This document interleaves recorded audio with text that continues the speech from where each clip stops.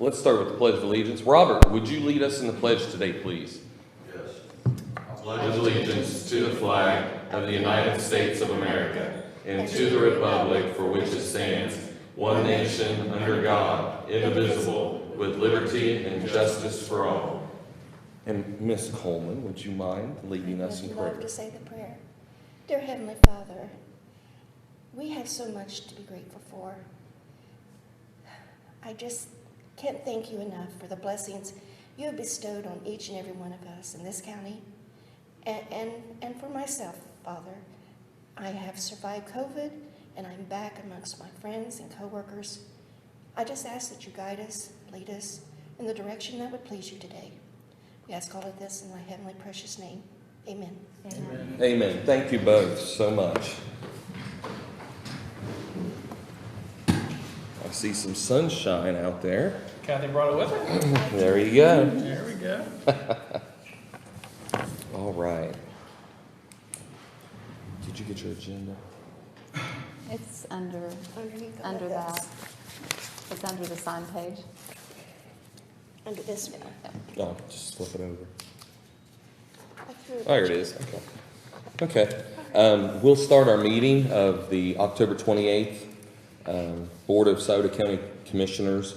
And we will start by approving the minutes. May I interject here for just one second? You absolutely can interject. I just want to thank everyone for their prayers and their well-wishing, and at the first I was so very sick I couldn't even read them or not acknowledge them, but when I started reading them, every sentiment was like a pill to make me better, or a shot to make me better. But I just want to thank all of you for thinking about me and praying for me, and I want to thank the good Lord for his blessings, because for not him I wouldn't be here. So I am here by his grace and mercy, and I just wanted to say that to everyone. Thank you all. Well said. Well said. Well said. And I will echo what you said as far as thanking everyone for their prayers. I know a lot of prayers were throughout the community, and this may even surprise some people to know that you even had COVID. But of course, we missed you several meetings in a row there, and it's a private thing, a medical matter. But there was a lot of churches, and I know a lot of prayer chains that were sent out to pray for your well-being, and we are so glad to have you back today. And you're a friend and an esteemed colleague, and you're a very respected part of this board, and we appreciate you so much, and not only as a colleague, but as a friend. Thank you so much, both of you, everyone. Oh, you're going to make me cry before we even get Oh, started. no, don't do that. No Misty yet, okay. All right, so if no one else has anything to add, we'll start with approving the minutes of October the 21st. I'll make a motion to approve the minutes. I'll abstain. I'll have to vacate the chair to second that motion. Mr. Powell. Aye. Mr. Davis. Aye. Ms. Coleman. Abstain. Abstain, sorry. Okay. In the matter of communication from Portsmouth Municipal Court regarding electronic monitoring house arrest invoice. Are there any questions or comments in regards to item 2? Hearing none. I will make a motion to approve. I'll second. Ms. Coleman. Aye. Mr. Powell. Aye. Mr. Davis. Aye. In the matter of accepting miscellaneous reports. Questions or comments in regards to item 3? Hearing none. I'll make a motion to accept. And I'll second. Mr. Powell. Aye. Ms. Coleman. Aye. Mr. Davis. Aye. In the matter of accepting meeting minutes. Questions or comments in regards to accepting meeting minutes? Item 4, hearing none. Motion to accept. I'll second. Ms. Coleman. Aye. Mr. Powell. Aye. Mr. Davis. Aye. In the matter request for appropriation of funds. Any questions or comments in regards to item 5? Hearing none. Make a motion to approve. I'll second. Mr. Powell. Aye. Ms. Coleman. Aye. Mr. Davis. Aye. In the matter of comprehensive case management and employment program between Scioto County Job and Family Services and Community Action Organization of Scioto County. This has to do with Comprehensive Management and Employment Program, otherwise known as CCMEP, between Sauter County Job and Family Services and the Community Action Organization of Sauter County in the amount of $978,757, comprised of CCMEP tank regular $911,090, and CCMEP TANF administrative cost, which is $67,667, effective October the 1st, 2021 through September 30th, 2022. Are there any questions or comments in regards to item 6? Hearing none. I will make a motion to approve. I'll second. Ms. Coleman. Aye. Mr. Powell. Aye. Mr. Davis. Aye. In the matter of request for fund transfers, Questions or comments in regards to item 7? Hearing none. Make a motion to approve. I'll second. Mr. Powell. Aye. Ms. Coleman. Aye. Mr. Davis. Aye. In the matter of request for appropriation transfer of funds, Questions or comments in regards to number 8? Hearing none. Motion to approve. Second. Ms. Coleman. Aye. Mr. Powell. Aye. Mr. Davis. Aye. In the matter of resolution changing a regular scheduled Sauter County Board of Commissioners meeting to another time, date, and location. On item 9, regarding November the 4th, Board of County Commissioners regular meeting shall be rescheduled to Wednesday, November 3rd at 10:30 a.m. And the meeting shall be conducted at the Shawnee State Park Resorts, also commonly referred to as the Shawnee State Lodge, located at 4404B State Route 125, West Portsmouth, Ohio. Are there any questions or comments in regards to the meeting and schedule change for item 9, on item 9? Hearing none? Make a motion to adopt. And I'll second. Mr. Powell. Aye. Ms. Coleman. Aye. Mr. Davis. Aye. In the matter of request to attend meetings, Any questions or comments in regards to item 10? Hearing none? Motion to approve. Second. Ms. Coleman. Aye. Mr. Powell. Aye. Mr. Davis. Aye. In the matter of resolution establishing a fund for fiscal year 2027, Rosemount Selby Road, Sauter County Roads, 377, 0.70, PID 115821 for the Sauter County Engineer. Our county engineer, Darren LeBrun, has received grant funding for several road projects, several very important road projects. Item 11 and 12 will cover those. Item 11, the Sauter County engineer has obtained funds in the amount of $447,200 through the County Engineers Association of Ohio for safety improvements on Rosemount Selby Road, County Road 377 from mile 0.7 to 2.07. I know that in last year with a lot of the rain, I know there was a lot of slips with the creek being so close to the road. We have that a lot around here, and they are going to be doing a lot of improvements to the berms and things like that to try to improve what is going on there. And then I'll go ahead and talk about 11 and 12, and we can vote both of those. But the Sauter County Engineers obtained funds in the amount of $500,800 through the County Engineers Association of Ohio for safety improvements on Carey's Run, Pond Creek Road, and that is County Road 49 from 0.09 to 0.55 on doing improvements along that road as well. Are there any questions or comments on item 11? Hearing none. Make a motion to adopt. I'll second. Mr. Powell. Aye. Ms. Coleman. Aye. Mr. Davis. Aye. In the matter of resolution establishing a fund for fiscal year 2027, Carey's Run, Pond Creek Road for the Sauter County Engineering Department. Questions or comments in regards to item 12? Hearing none. I'll make a motion to adopt. Second. Ms. Coleman. Aye. Mr. Powell. Aye. Mr. Davis. Aye. Thank you, County Engineer LeBrun. In the matter of Department of Job and Family Services 2021 Prevention, Retention, and Contingency Plan Long-Term Employment Incentive Program addition.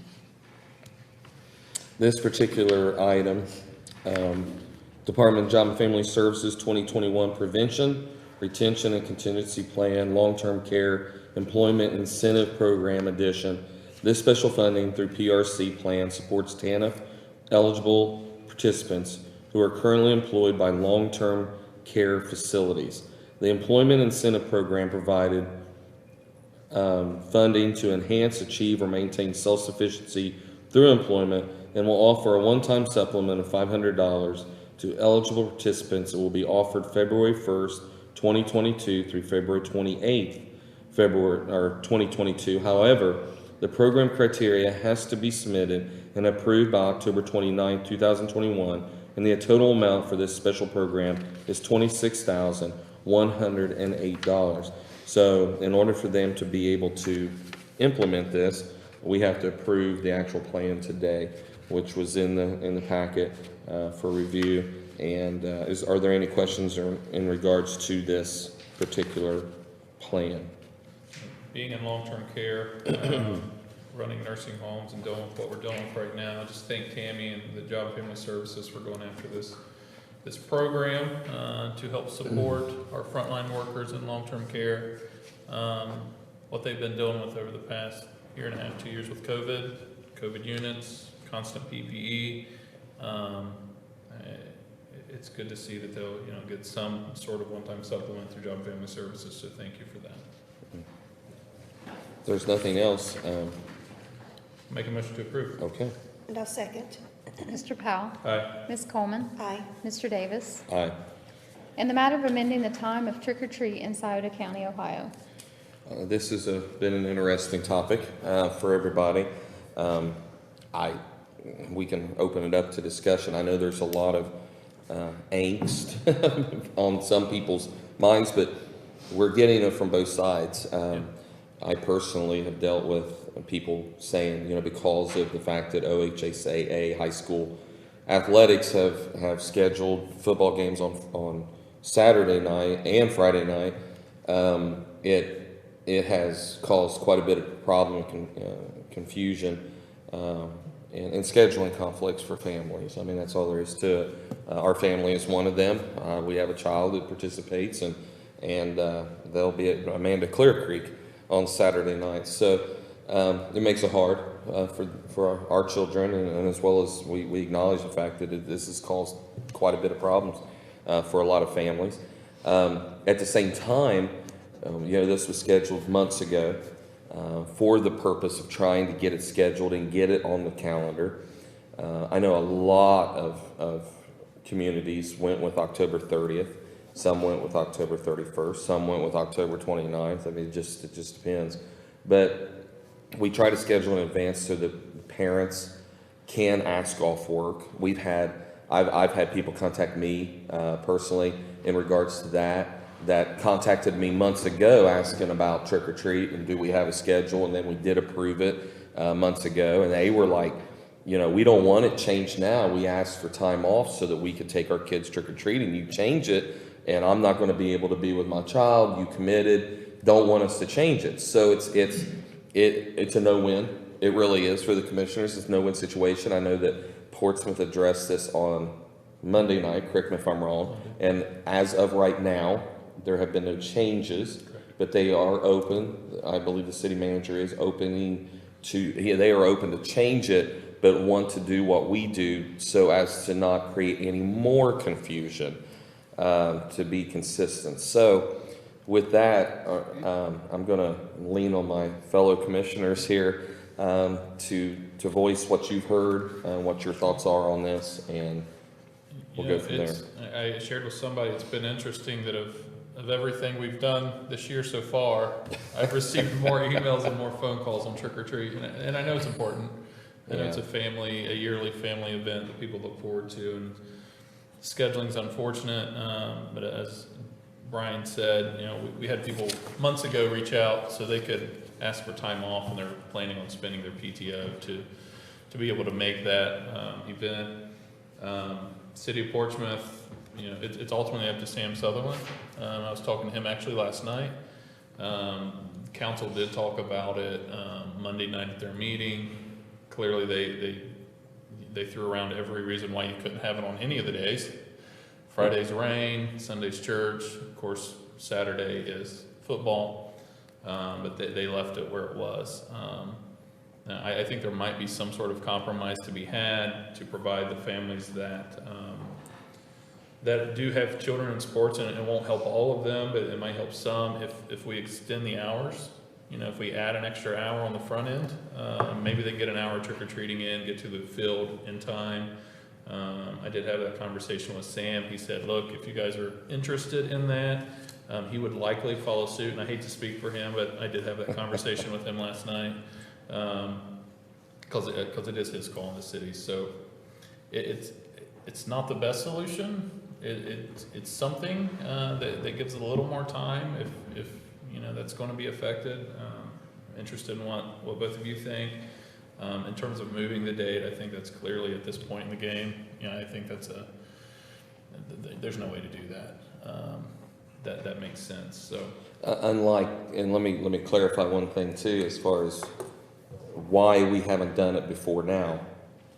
We're unlike City Council, who has given the power to the city manager to make the decision at any time. We cannot do that. By statute, we have to do a resolution. It has to be done in a meeting.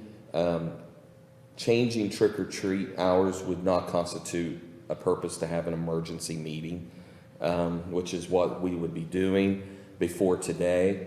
So we had to have a meeting first to even talk about this, because it is a public thing. You have to be able to do it so that people can see what's going on, and if someone would want to come to the meeting to voice their concerns, they could do that. So that's why we haven't done that yet. It's just so everybody knows that it's not us sitting back and not doing anything. We just couldn't do anything by statute. So with that, Mrs. Coleman, would you have anything you would like to say? I just, I know that I was contacted, and I know you all were too, but by friends and family, which brought it to my attention early on that we need to make a decision. It was at least a month ago. And so getting that set up at that time prepared everyone for the date. It's unfortunate. I understand. I've had children and grandchildren, and I wouldn't have missed any of those times trick-or-treating. It's such a special time for them.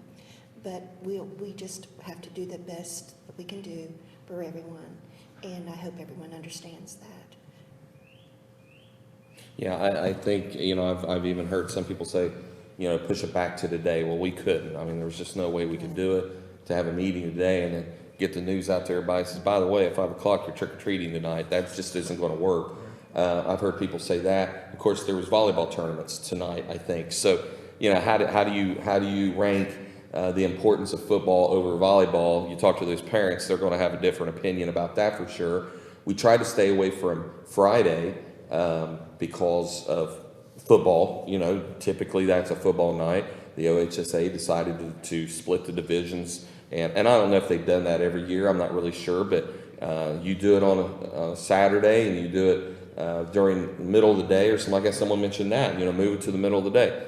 Then you got every Ohio State football person mad at you. So this is a no-win situation. It really is. It's crazy.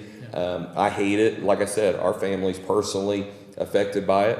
But I also know that by giving it, if we do the 4 o'clock, you know, those that are really they have strong held feelings about it, they can go at 4 o'clock, they can get their candy and pack up the kids and head for that away game. West and Willersburg, you know, that's really a home game for Willersburg, but in a way it's a home game for West too. I mean, it's not at West, but of course West hasn't had any home games this season, so they're used to traveling, but it's here. So travel time is very short, where some of the teams are traveling, you know, an hour away or more. So by doing this, it should give everybody some time to trick or treat.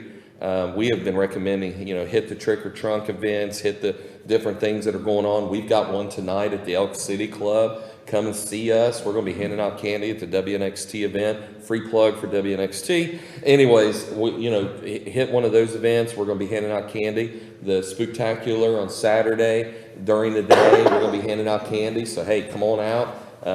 You know, visit us at the pump track. We'll talk more about that here in a second.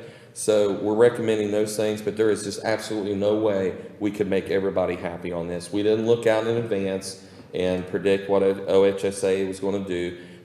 You know, some people have complained about the wall, you know, it's going to rain Saturday. Well, we didn't get Farmer's Almanac out to see if it was going to rain. We didn't do that either. So, I mean, we just did the best we could when we could to facilitate for those parents who needed to take time off. And a lot of times you have to ask well in advance. Well, I understand that. I've worked in a facility like that. You had to ask a month in advance or more to get those times off, and it's special to those parents too. So we ask everybody to be considerate of everybody in regards to this, and we think by changing the hours, maybe that would help and take some pressure off. I got an argument this morning, and I won't mention by who, but said, but you know, by extending trick-or-treat hours, people are going to run out of candy. Well, it's the same number of trick-or-treaters. We're not bringing kids in from out of town. So it's the same amount of kids that are going to be doing it. You're going to have them there earlier and maybe not as late.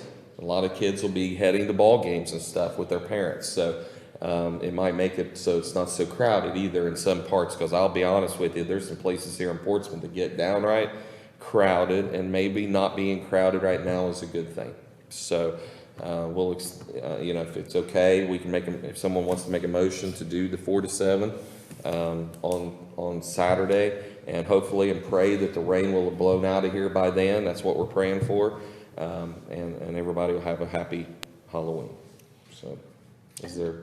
I will make the motion to approve the amendment to trick-or-treat hours. All right, and I will gladly second. Ms. Coleman?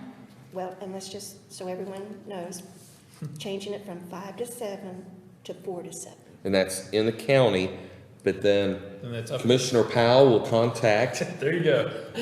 a city manager Sutherland to There you see go. if the city definitely wants to do that.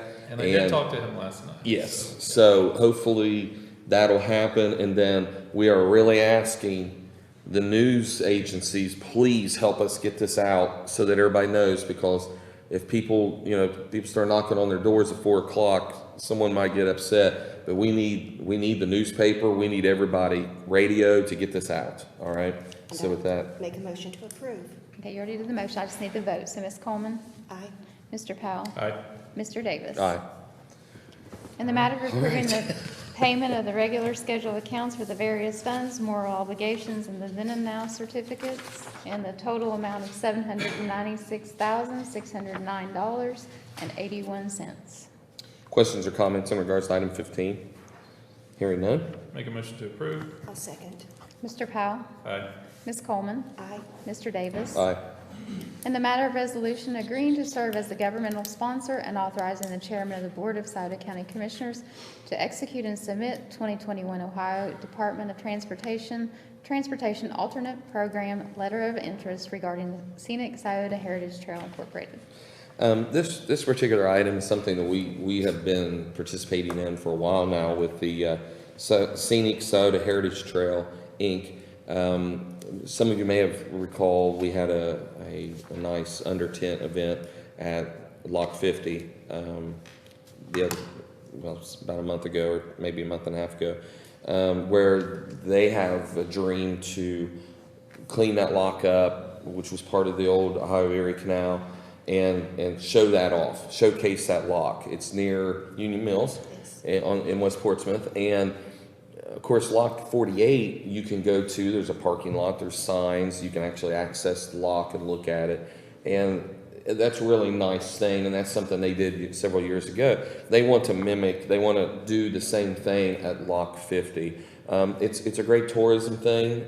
Scenic Heritage has been at the forefront of a lot of this in our area for many, many years, and recently, and we still don't have it done because we're waiting on ODOT, which ODOT has their own challenges with people being on furlough and things like that. But the Scioto County Commissioners have been working with ODOT and the Scioto Scenic Heritage Trail Inc. Company to get the properties for Lock 50 and Lock 48 in the hands of Scioto County.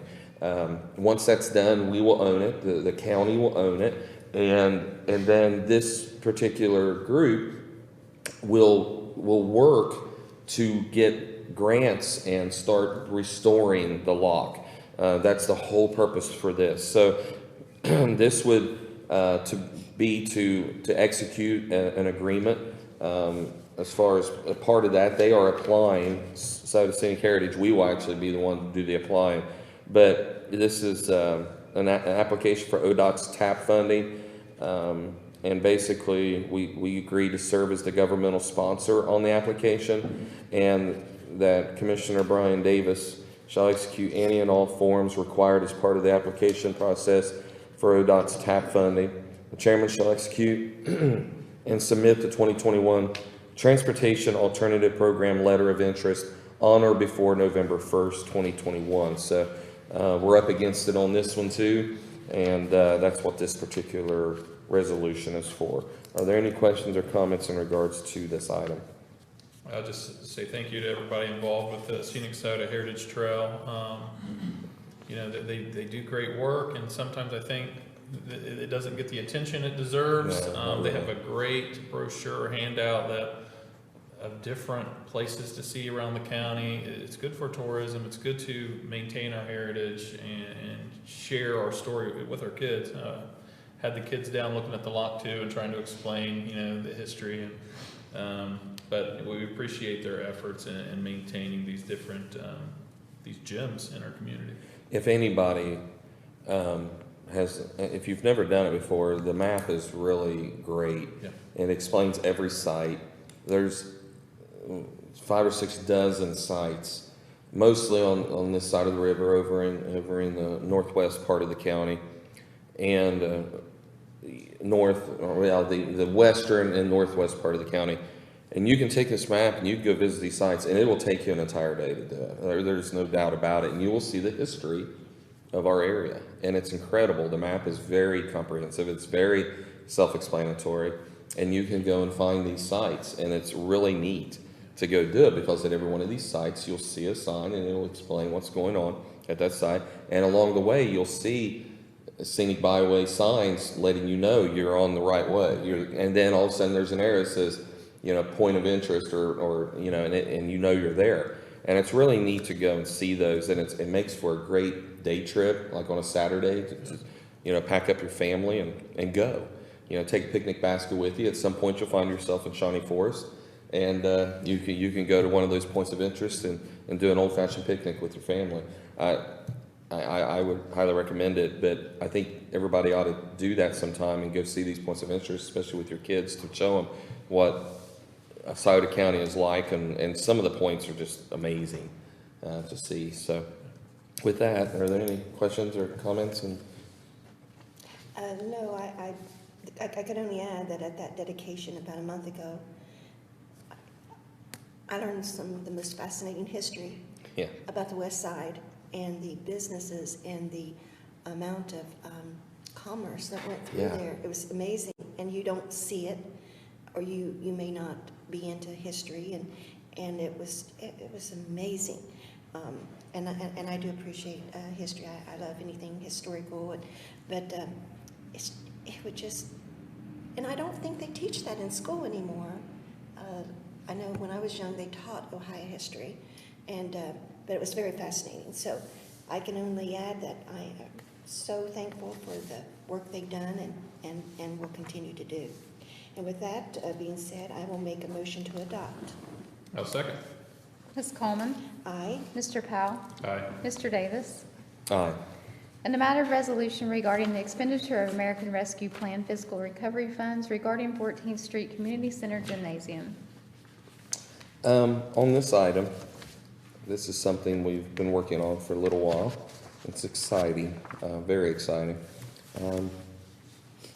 Spent some time talking with Drew Carter at the 14th Street Community Center, and one of the things that they lack is the ability to have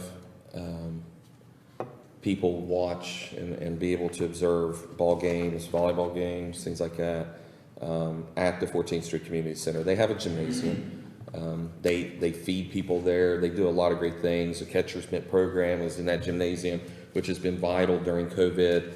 The work of Maxine Malone and Jeanette and others that work that to help children stay up to speed on their studies, their schoolwork. During COVID was critical, especially when they were doing distance learning. It was really a wonderful program that they were doing, and it took so many people to do that, by the way. But they offer the opportunity for people to go in and play basketball, and it keeps our kids, our youth, in a safe environment. Some kids that may be in a situation where they're not necessarily fed properly all the time, they get that love and attention at the center.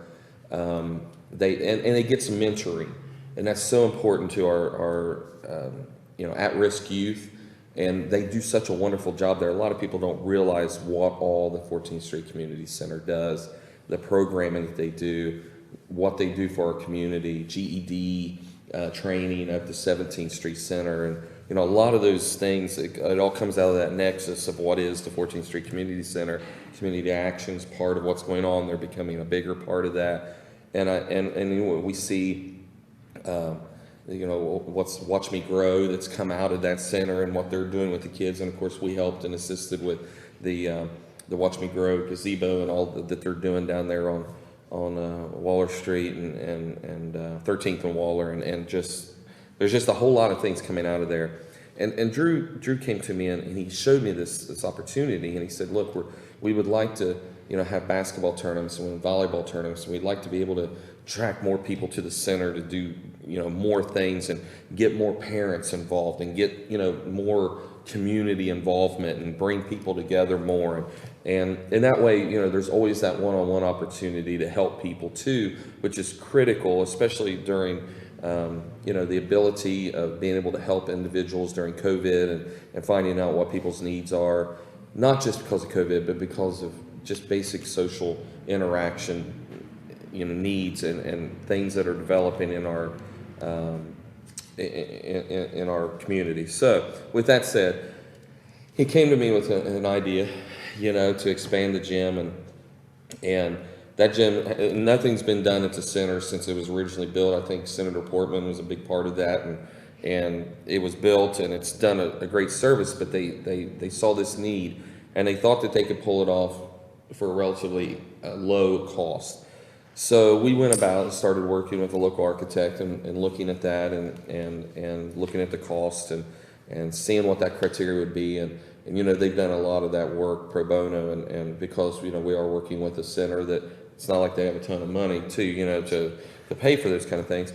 But as part of that, we have developed a plan to get this, and this will have to be bid out, of course, and everything. But the actual cost to expand the center, and I think that'll be for 240 seats.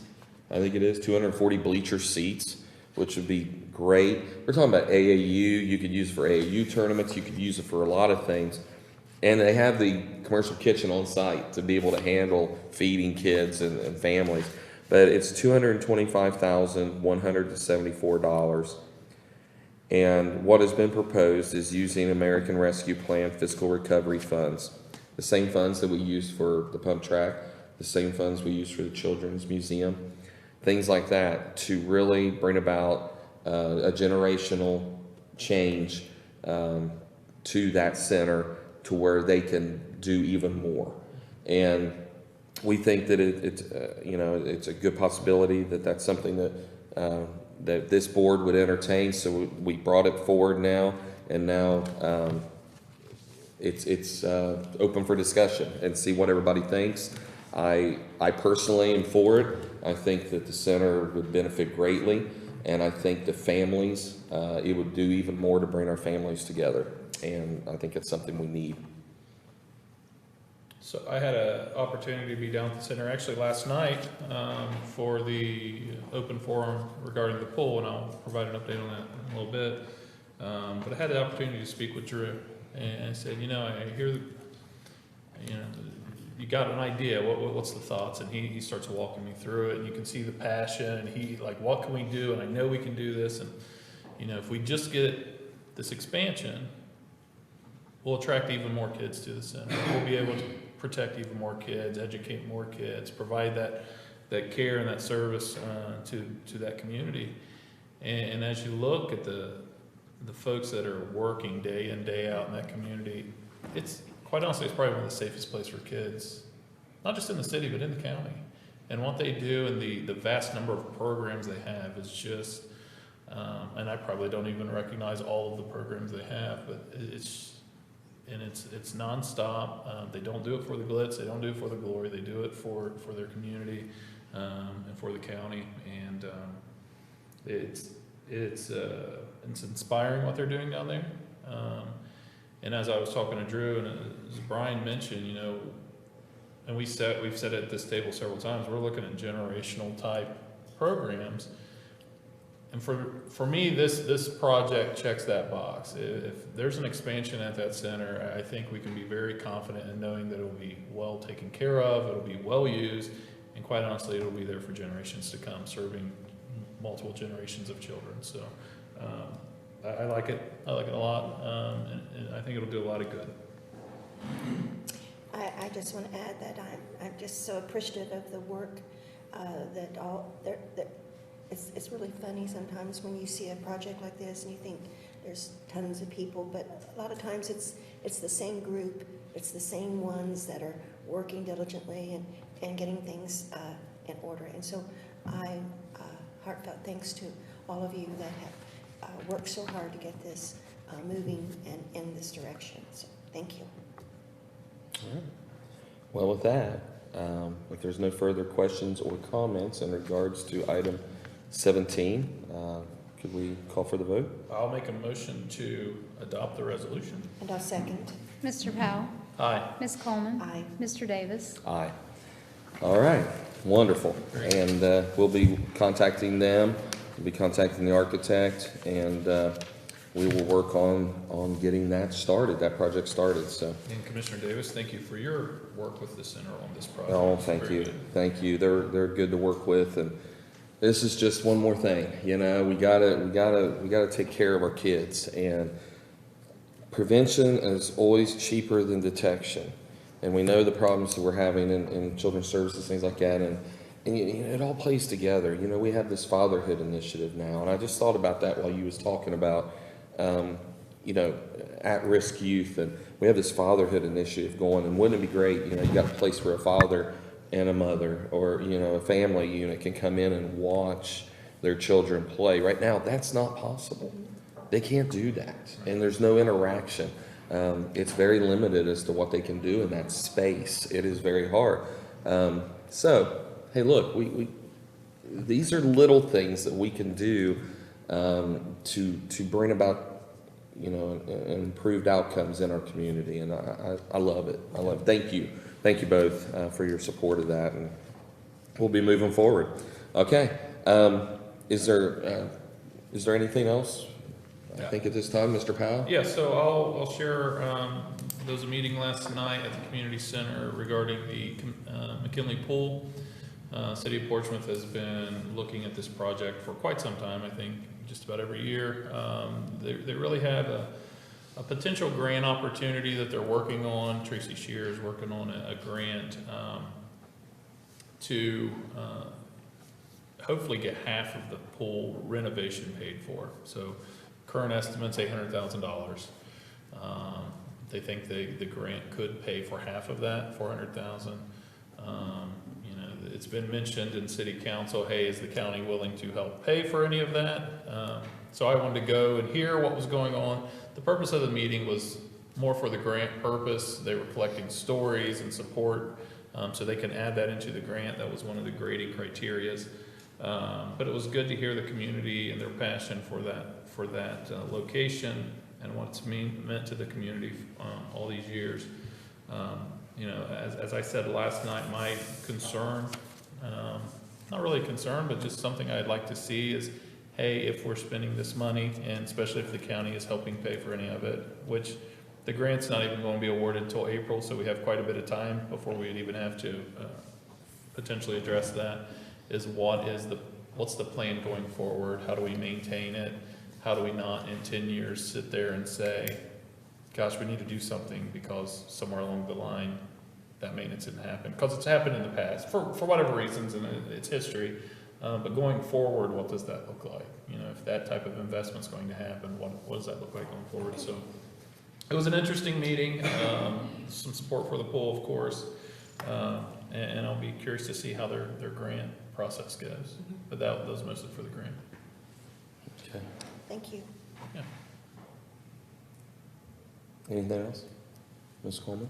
And nothing at this Okay. time, sir. I think along with the pool thing, I think the thing that, as far as speaking for myself, that the concern I've had is and I think they've addressed some of these concerns, is are we putting good money after bad? And in this case, I don't think that's the case, because now they're talking about just redoing the whole thing, the pool. And if it was just gonna be a repair job or a Band-Aid, again, if you don't fix. Yeah, that, it's a 50% match. No, oh, okay, that's what you're talking about. Yeah, it's half. Yeah. I thought you were talking about half. Yes. Half of the fix.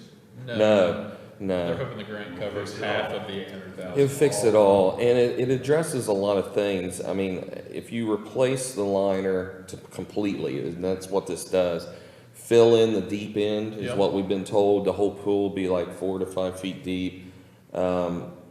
It saves water. It actually would save water for the city. City right now is just pouring tons of money into water. I know that you say because they make water.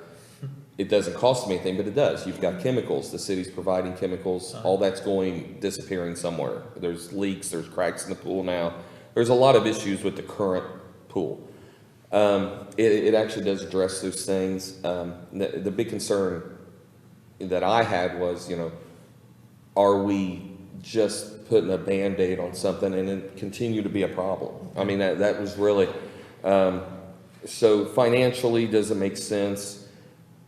We're not really 100% sure it does, but we also know that it's a community service. So a municipality such as Portsmouth has to consider that when you look at the cost. Is this not a service to the community? There's a huge historical backdrop to this too, of course, and a lot of those voices. I got to watch a little bit before church last night, and the reason all three of us weren't there is because we couldn't be there also, because of quorum issues, just so nobody thinks we don't care. It was because we couldn't be there.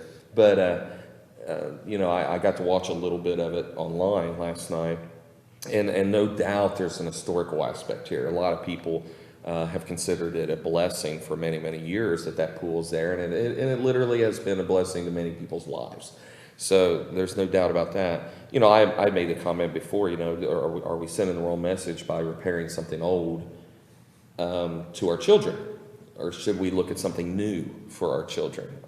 Should we give them something new? And in other words, we're communicating to them that you're worth something new, children. That's what we want to do. And I don't know what that is. I can't paint that picture for Portsmouth. That's not our job.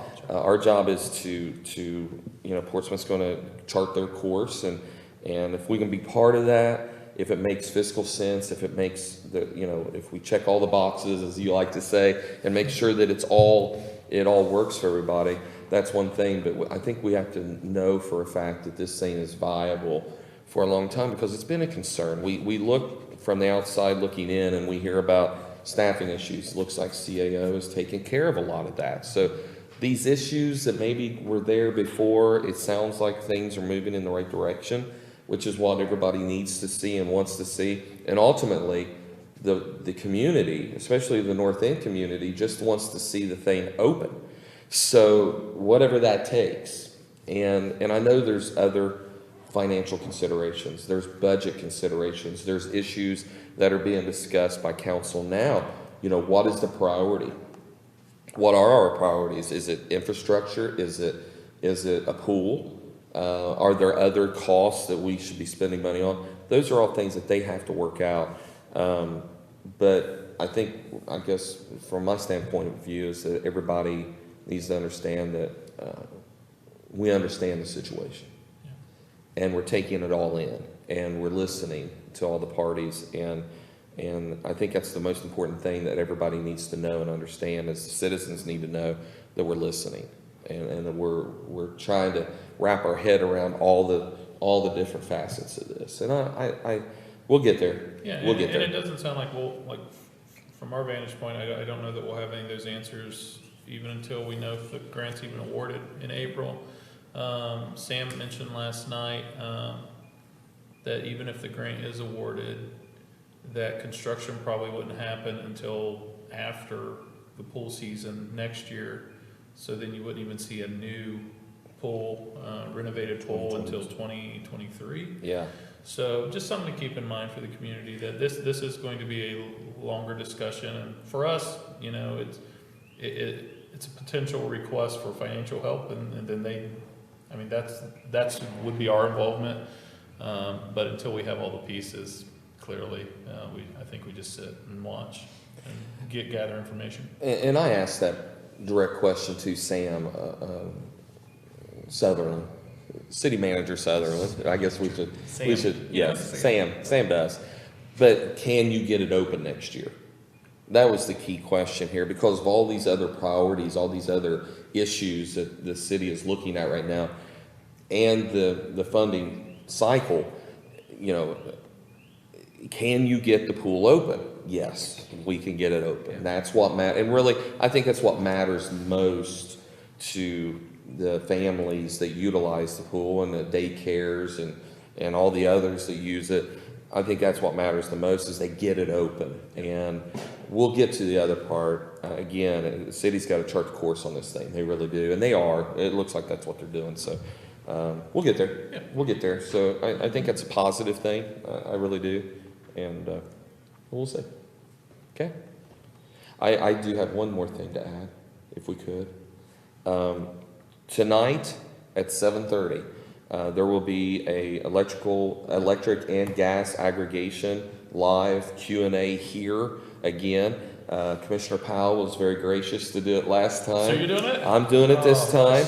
And yeah, we can't all be here with another quorum thing, but we're going to be here. And if you want to, it was on the radio stations this morning. We did announce it on the radio. At least that was the plan.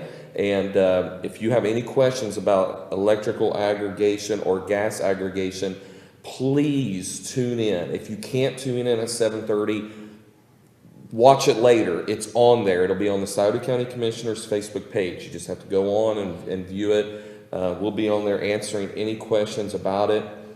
And again, this is for the non-incorporated areas of Scioto County, other than Green Township, okay?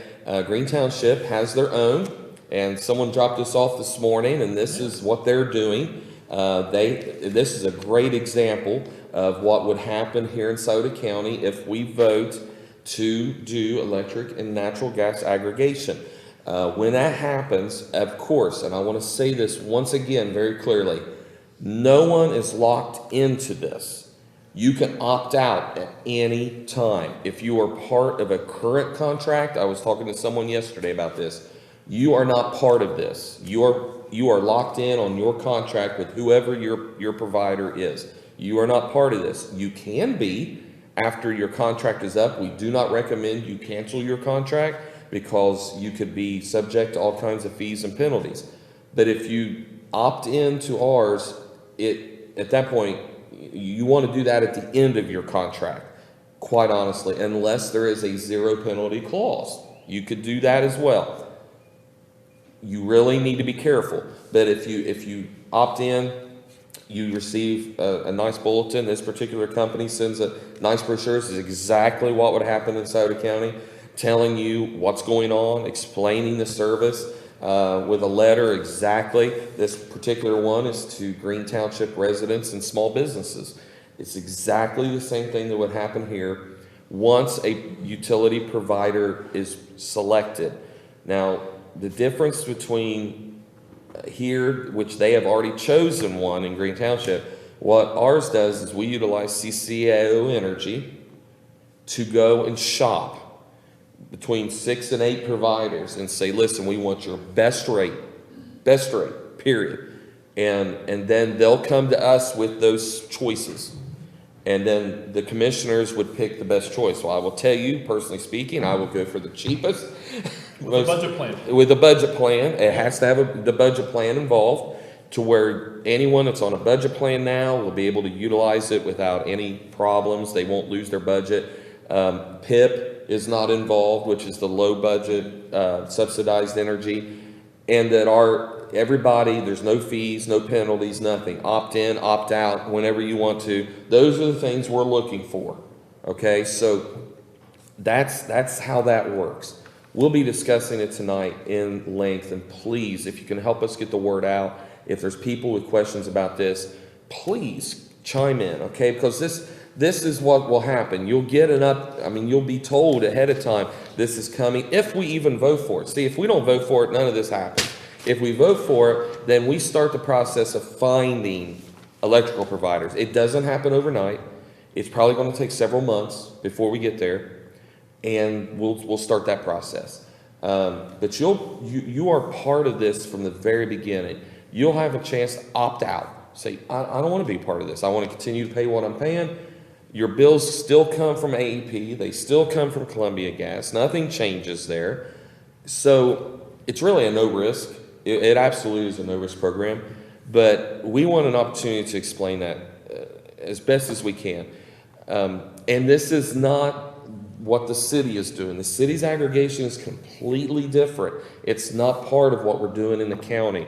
So if you live in the city, Portsmouth City, you need to contact your council people. You need to contact city manager's office. If you have questions about the city's program, please contact them, because what they're doing is you're not voting on the counties, you're voting on the city's program.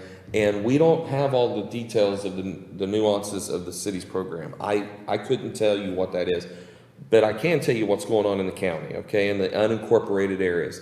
So we're going to be doing that. We'll be on here. We'll answer whatever people throw at us, and we'll do our best to answer those questions and to get everybody to understand. I will tell you personally, I'm in an all-electric house. I live in the county. I live out near Rigrish in Harrison Township. I live in an all-electric house. I've personally ran the numbers. Okay, this is only your generation number. Distribution, transmission, that is a solid number from AEP. You don't get to change that. But my generation number, I will tell you, I will save $150 a year. What are you gonna buy me? I'm not buying you nothing. Maybe buy you a coffee, but that's it. But that's $150. I mean, and all that is me saying, I'll be part of the program. And then you don't have to do anything. You just save your $150. But I'll go to the river and buy me a steak. So anyways, maybe you too, if you're nice. So anyways, that's an all-electric house. You know, and there's a lot of those. There's a lot of those. So, and you know, we do subsidize even with propane on some heaters, some gas logs. So I'm just telling you what we're doing personally, what it would do for our family. And then the county itself is looking at this for all of our county buildings, all of our facilities. I mean, we're gonna do that anyway. So whether or not people want to do it, you know, that's beside the point. We're looking at it for the county as far as all of our buildings because of the rate that we've been told so far. So we'll see where it goes, and we're opening it up. Okay. Remind everyone again the time. It'll be at 7:30 tonight on our Facebook page, Scioto County Commissioners. And like I said, you can view that anytime after tonight. You can get on and watch, but we are offering a live Q&A. If you have questions, feel free to type those into the comments section, and we'll be monitoring that, and we will be answering those in real time. Okay? All right. And I have one more thing. I'm sorry. Please, if you run into our first responders, our frontline workers, as I mentioned last week, please let them know how much you appreciate them. Yes. Please. I think there's probably more people watching today than have been possibly, and we need everyone to do that. If you run into an EMS worker, a fireman, a worker in our hospitals, our nursing homes, assisted living centers, please let them know how much you appreciate them. They are working under extreme stress. I believe this is Respiratory Therapy Week in the state of Ohio, and my daughter is a respiratory therapist who has been at the front line of this COVID from the very beginning, and I can tell you that they are overworked and oftentimes underappreciated, and we need to let everybody know how much we care about them and how much we truly, truly appreciate all those workers. When I was in the hospital, I can't say enough. I couldn't believe the treatment from the moment I got in there. They started working with me continuously day and night until I was released. And I sat there and I could see the patients coming in and out and in and out. It never stopped. And so I truly I appreciate and hope that everyone does take Brian's advice and let them know that, because the jobs they have right now are, it's just overwhelming what they're doing and what they're going through, and appreciate them so much. Okay. All right. Questions? Questions from the press, too? 2 questions.